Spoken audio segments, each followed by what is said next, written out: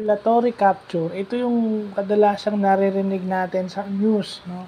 Na dapat mabawasan daw yung regulatory capture. So, ibig sabihin, ito yung pagpabor mo sa commercial o sa ilang mga tao over the public good. Kung ikaw ay public servant, mas pinapabura mo yung iilan kaysa dun sa nakararami.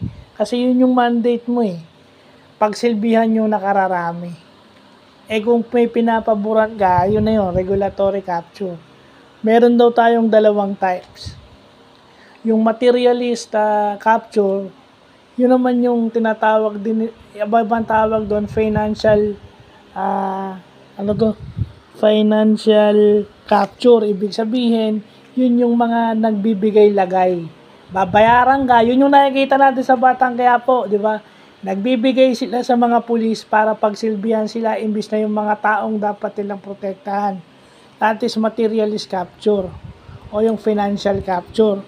Pag sinabi mo ng mga non-materialist capture, ito yung pag-take over sa industry. Bawa, iilan lang kayo. Well, example ko na lang. Sa pagkakaintindi ko sa sports. No? Yung mga farm teams, yan ay example ng non-materialistic capture. Yung iilang teams lang yung lumalakas, yung iba nahihirapan mag-champion. So yun, hindi na ako magawa, but yun lang yung example na naiisip natin. So magandang natutunan natin yung regulatory capture. Marami yan sa government, yung regulatory capture na yan. So yun lang po.